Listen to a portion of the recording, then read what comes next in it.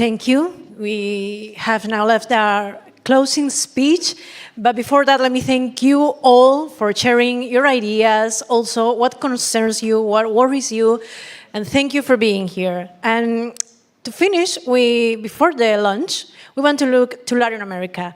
The closing speech will be delivered by Ernesto Fraga Araujo, a Brazilian diplomat and Brazil's former Foreign Affairs Minister of Foreign Affairs. So to finish, we talk a lot about Europe, about the United States, the alliance, the transatlantic alliance, but now we want to finish looking to Latin America. So, is it good morning or good afternoon? I'm not sure. But great to be here with you all today.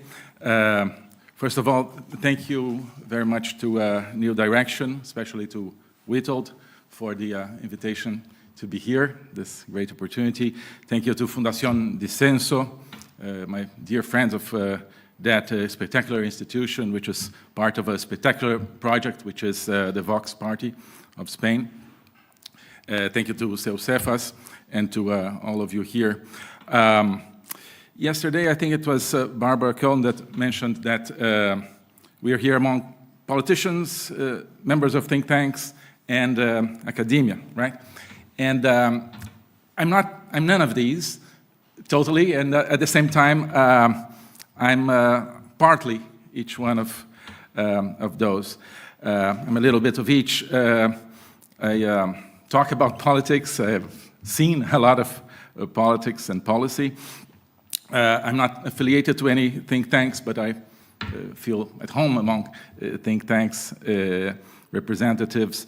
And I'm not in academia, although I teach, and together with two friends, we just started an online endeavor, which we call an academy, a very modest one, where basically I teach a course about a subject that does not exist, which I call logopolitics, which is politics under the light of the logos, right? This untranslatable concept that unites the world of the Greeks and the world of Christianity.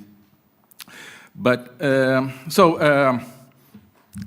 I don't fit in any of those categories, but I ask who does, who fits in any category. And more, our society wants us to subsume ourselves, to subjugate ourselves into some category, right? But the human being is not categorizable, is not definable. And a conservative is maybe someone who recognizes this undefinability at the heart of being human. To define is to put limits, the Latin finis, right, means limits, and humans don't like limits, right? When too many people start to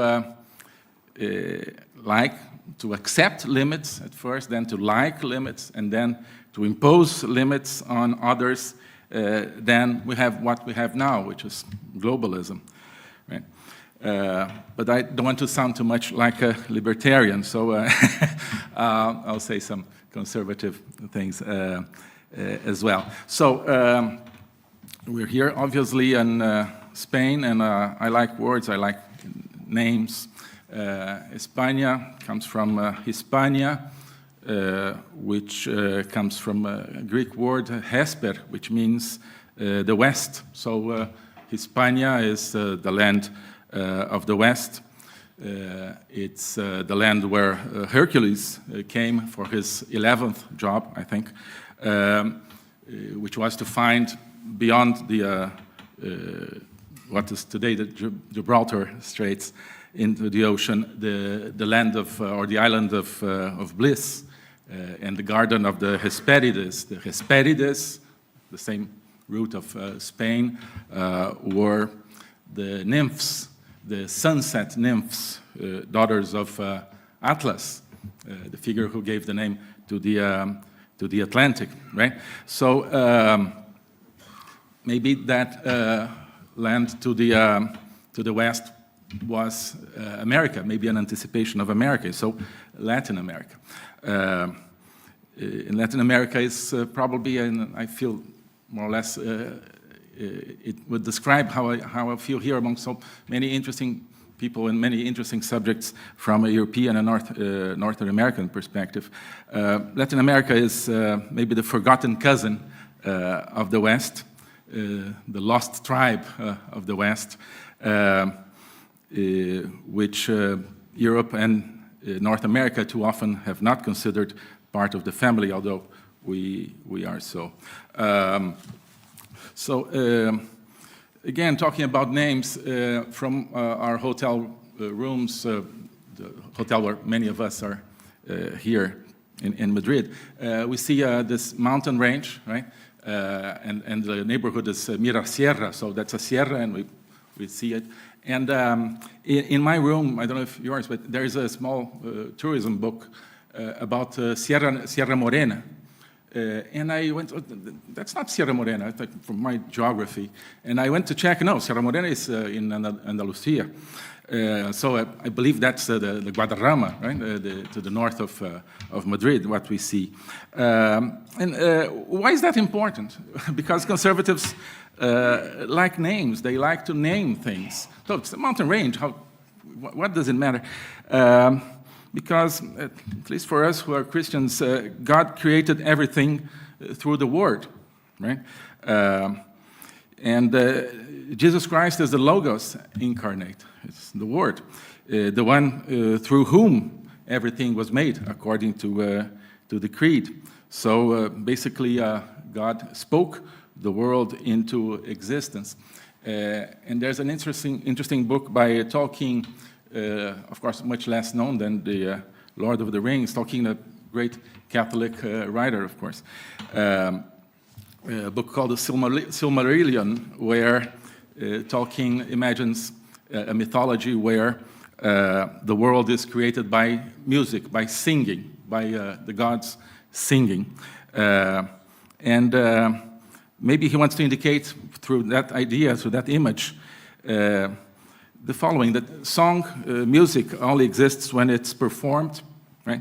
So it indicates that creation is not something that was done once and for all. It's something that needs to be continuously and permanently actualized, right? Again, still in the Bible, God left Adam to naming the creatures, the other creatures.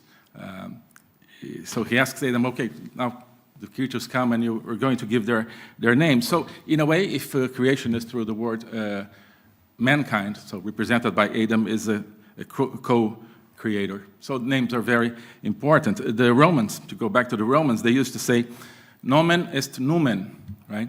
The name is the numinous, this sort of mysterious manifestation of the divine that the word numen captures. Right? And Christianity as a whole, it's too often, I think, wrongly considered a religion of the book. It's not. It's a religion of the living word, right? And not the letter on the book. So. Sometimes when you travel in the hinterlands of Brazil, of Spain, of the United States, elsewhere, at least I had that experience, you see a succession of small villages or little towns that look exactly like each other, but each one has a name, right? And you ask why? Why don't they just, are they not called, Village B9784, right? Or something like that? No, because with a name, they have their personality, they have their history, they have their atmosphere, they have their identity.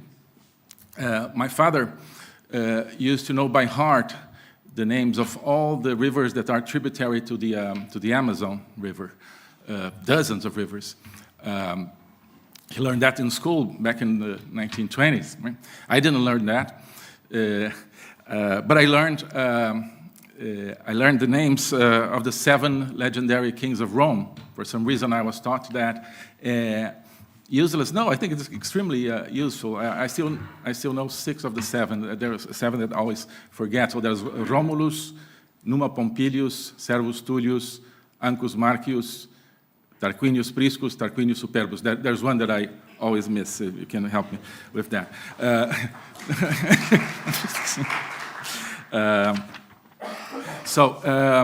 But nowadays we don't give names anymore to things.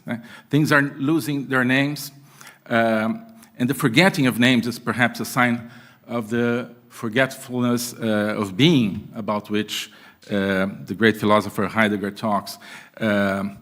It's part of the abandonment of the logos as well, the abandonment of man himself, or herself, of course. And when one thing is forgotten for more than one generation, it disappears, right? At least everything that exists in the world of our heads, of our minds, of our consciousness, of our heart, our soul, whatever you call it, it only exists as long as it's passed to the next generation. Otherwise, it disappears, right? The word soul, for example, people don't talk about the soul anymore, and if you have one generation that doesn't talk about the soul, there will be no soul anymore. The experience is linked to the word, right? And those things are the things that really matter, and we seem not to care about them anymore. Right? The world is being depopulated, not of people, right? We know that Bill Gates and others are working hard on that, right? But more important, the world is being depopulated of meaning. Right? Adam became mute. He can't give name to things anymore.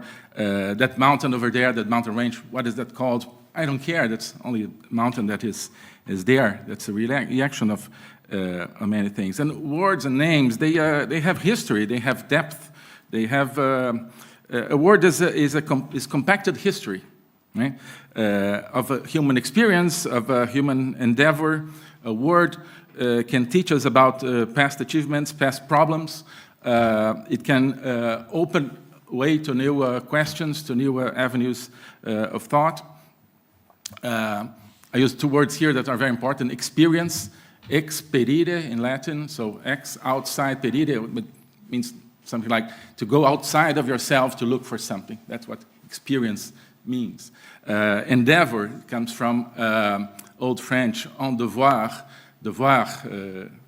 duty, debere in Latin, which means to owe something. So those are different avenues that are there for us to explore. Explorare, also to have to go out of yourself. Right? But when words and names are lost, all that wisdom and epic history of mankind is lost. And conservatives like history, they like accumulated experience, they like openness to new experience as well, to new adventure, to new battles of thought. And we have many battles to fight for what we could call our internal frontier, right? The frontier that separates us not from barbarism, but from nothingness, from indifference. And that frontier is receding. We every day see that we become less sovereign over the space that we are ourselves. Every day, whole provinces of thought are lost. Things that could be said and felt can't be said and felt anymore. That impoverishes our internal territory. The inner world, the only world that really matters, right? It's being lost. I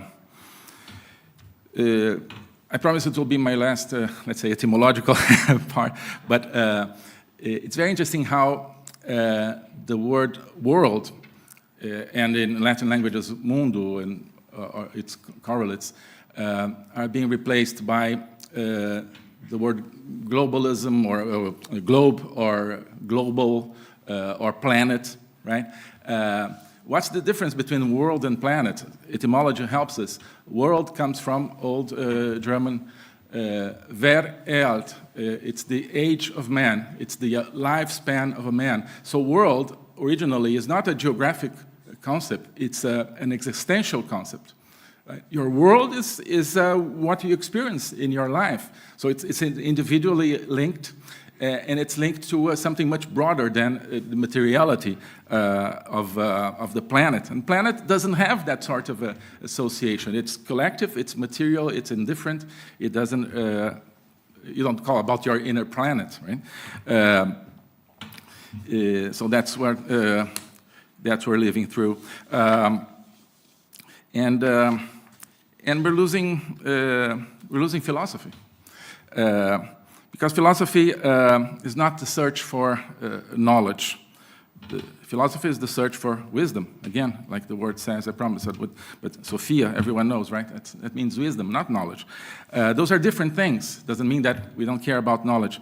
But that difference is important. And sometimes I see, with all due respect, that liberals are focused only on knowledge, and they forget about wisdom. And wisdom is that comes from the heart and not only from reason.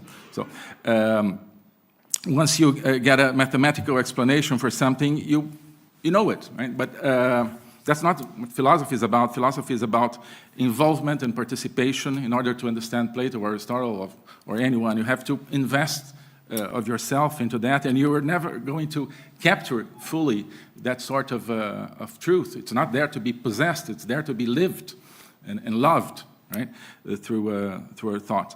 So I think conservatives are for knowledge, but they are also for wisdom.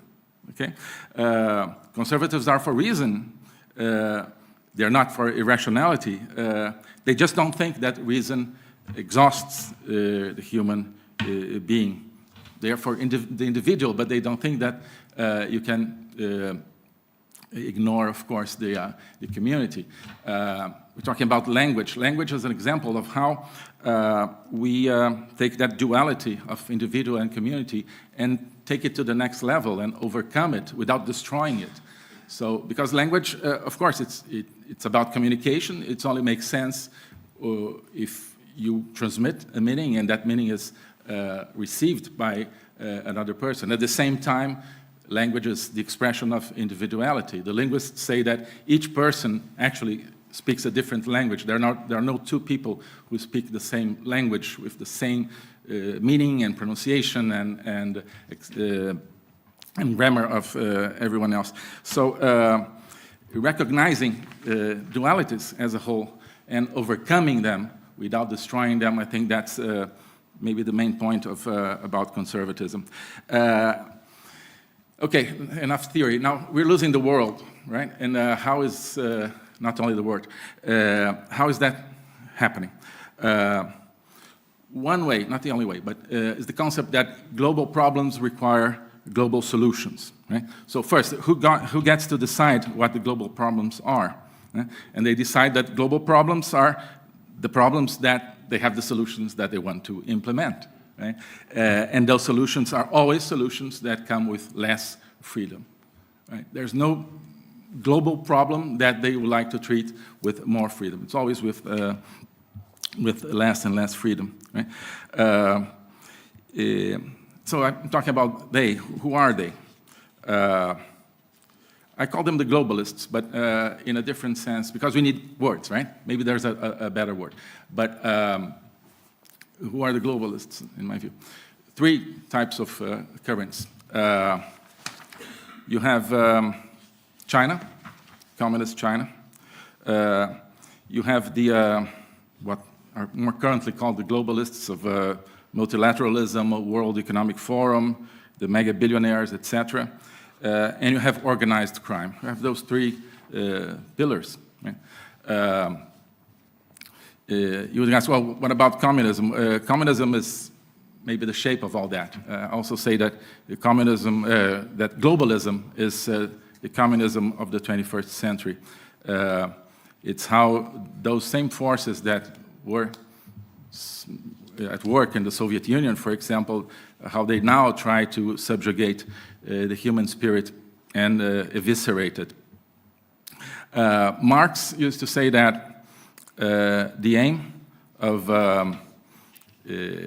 its program was to emancipate humanity. Right? So let's see. Marxism has the habit of, when it gets to power, inverting everything that they preached before achieving power. So in the 90s, for example, they wanted nations and cultures to be preserved in the face of globalization. When they got to power in different ways, now they're against nations and against cultural identification, now that they basically run globalization. The left always, for a long time, was against, for example, government spying into people's lives, spying into your emails. Recently, all the world broke loose about the domestic spying programs of NSA in the US, etc., because they were not in power. Now the left is in power, and they want everyone to be spied and surveilled and followed and controlled the whole time through any technological or non-technological means. So that's their pattern. Okay, once in power, they invert their program. And we can be so pretty sure that when Marx talked about emancipation of men, the program was about the enslavement of mankind once they got to power. And basically, that's their way of doing things. So, so again, China,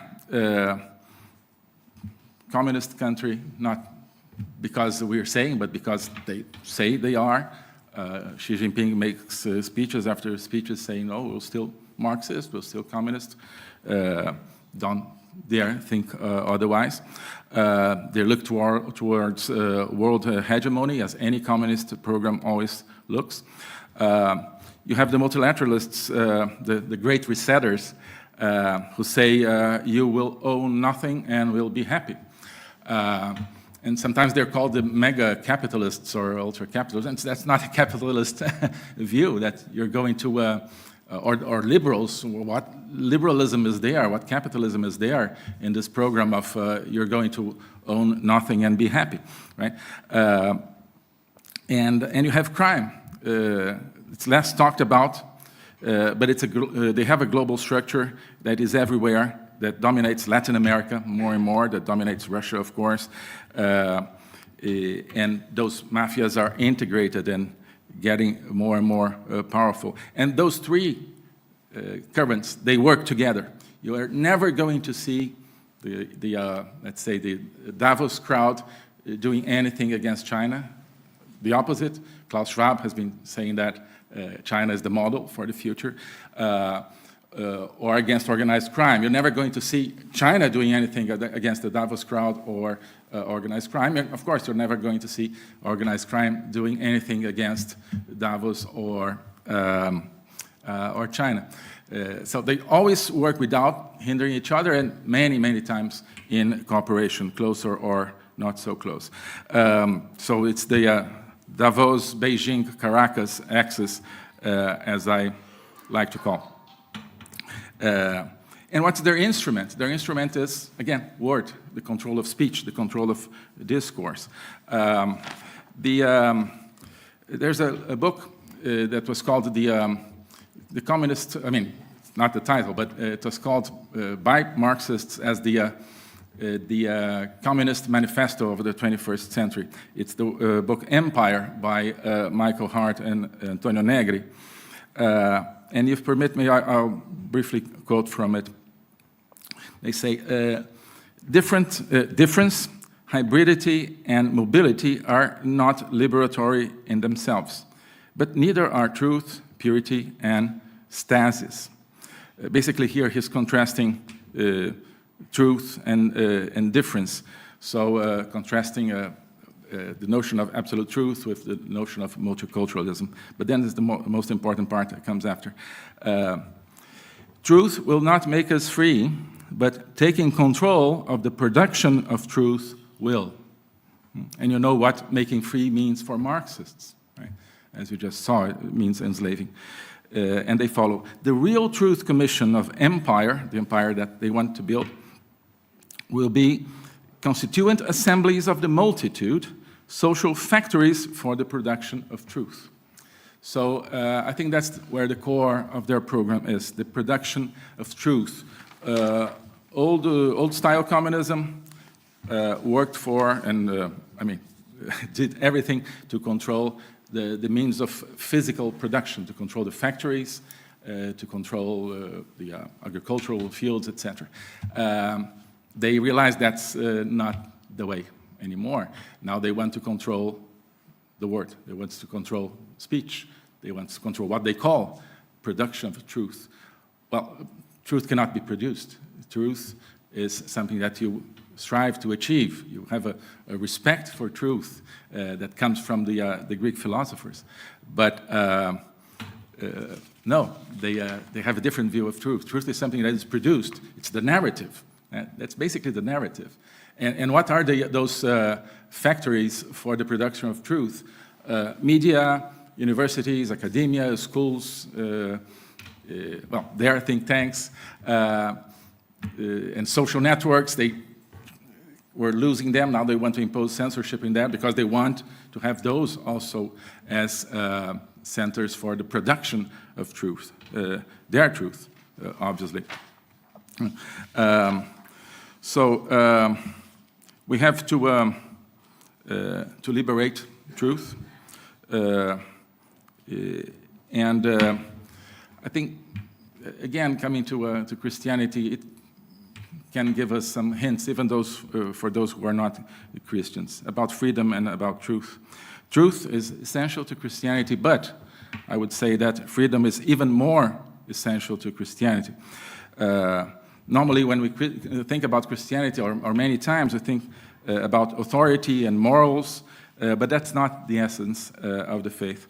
The word freedom or its correlates appear no less than 38 times in the New Testament, and always in the key passages. And in the Lord's Prayer that Christians say every day, or should, it ends with, in Latin, it said, libera nos a malo, right? Set us free from evil. It's not keep evil away from us. It's set us free from evil. Libera nos a malo. So it means that evil is already here. And it has the form of the lack of freedom, and we pray to be delivered from it, so to get freedom from that. That's the essence of the religion. In the passage that, of the Christian religion and Christian faith, in the passage that Hart and Negri alluded to, you see Jesus saying, you shall know the truth, and the truth shall set you free. So truth is not the ultimate objective. The ultimate objective is freedom. So you shall know the truth. Okay, and once you know the truth, this will set you free. So freedom is the final goal. Okay, and to end with and I'm about to end everything, but and to end about this part about Christianity and freedom. A verse that I like a lot is in the letter of St. Paul to the Galatians, when he said, it was for freedom that the Christ set us free. Okay? Te eleutheria hemas ho Christos eleutherosen. So it's kind of circular. The communists, they want power to have more power. I think Christians in this sense, but maybe other conservatives, they want freedom in order to, for what? In order to have more freedom. And that's there in the New Testament. Well,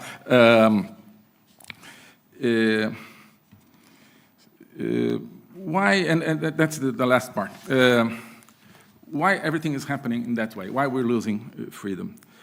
One interpretation is that basically in 1989, 1991, it was supposed that capitalism had defeated communism. And in the 90s, the West, which was sovereign over the world, supposed that a liberal economy could work without a cultural and national base under it. So that you could have a liberal economy without a conservative society or a conservative-oriented society. So they dispensed with conservatism. They thought that they could live with knowledge without wisdom. And during the 90s, basically, the developed economies, developed countries, and the idea of developed countries already economic-oriented, as you see, they worked in a vacuum of ideas until around 2000, when the communists realized that they didn't need to fight against globalization. They realized, well, the cockpit is empty. There's no pilot. So let's get into the cockpit and pilot globalization ourselves. And that's what the program of Hart and Negri is, the manifesto of the 21st century. So what they call empire is globalization. And they don't say, let's fight the empire. It's not the United States, more than that, the new structure of power in the world. Let's not fight against that. Let's take hold of that. Because they let the cockpit open. They let the machine room open. Let's go into there. So that's what's happening. And of course, they started to drive globalization away from freedom. Brazil is and was an example of that, and I witnessed most of it. The Bolsonaro administration, of which I was proudly a part, and not a part. It got rid of conservatives. They decided that conservatives were a nuisance, that they could only have the pragmatists and the technocrats. I was, in the receiving end of that, sort of evolution or involution. So we don't need, it's not about myself, it's about the values of conservatism that myself and one other friend represented in the cabinet. So what happened with all that pragmatism? They lost the election. Now Bolsonaro could be arrested at any moment. He's still called a fascist. They don't care that he made a more pragmatist approach. Right? And the pragmatist parties that he made an alliance with have just turned last week into official support of the Lula left-wing government. So that's the experience I had. Okay. So liberty has been killed in Brazil. We have no rule of law anymore, no freedom of speech, no freedom of association, no separation of power. The Supreme Court is admittedly, in the words of one of its, in the public words of one of its justices, a political institution. It says, well, the Supreme Court became a political institution. And basically Brazil is run by a triangle, which is corrupt, dominated Congress, the Supreme Court with that sort of partiality and partisanship, and of course an executive headed by a man formerly convicted for corruption. So I call it the dictatorship of the corruptariat. Right? The old Marxists would advocate for a dictatorship of the proletariat. Now the new revolutionary class, which is driving the change toward the left, is the corruptariat, which is much more powerful than the proletariat was. Right? And to end, so about Latin America, I already spoke of Latin America as the lost tribe of the West. It's a numerous tribe. There are, last time I checked, there are 667 million people in Latin America. In Europe, if you exclude Russia, which doesn't consider itself West, you have 610. So there are more Westerners in that sense, or descendants of Hercules in his search for the Hesperides in Latin America than Europe, and in the United States, of course, which is even less. So, but what happens is that now Latin America belongs basically to China, Russia, and Iran, and it belongs to organized crime. So, and it, to a certain extent, they belong to the Davos crowd, which helps those two get along. First, during the 90s, first, that was our fault, but it was also, I think, a fault of the big democracies of the West. During the 90s, they saw Latin American countries as markets, and they didn't see any difference between, I wouldn't say even Brazil, a country like Argentina or Chile or Colombia, and a country like Vietnam and Thailand and Singapore. And they said, well, Thailand is growing more, so what should I do negotiations with Argentina, which is growing less? Okay. Good. Hercules has not been to Thailand, I think. Anyway, and now, okay, the West tends not to think about markets that much anymore because the economy is no longer the center. The center is woke ideology. So now they don't care because about Latin America and China, Russia, Iran, and organized crime running the show in Latin America, because the narco-socialist leaders of Latin America make the right noises about the climate and about gender.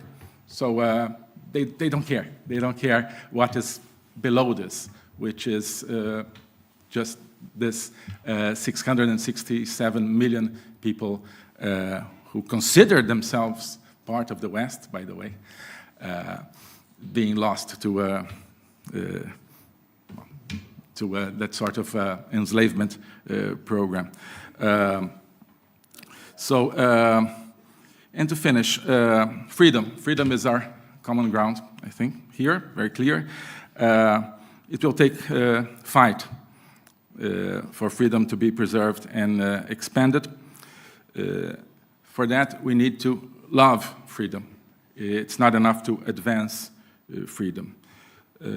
You can work for something that you rationally value, but you only fight for something you love. Thank you.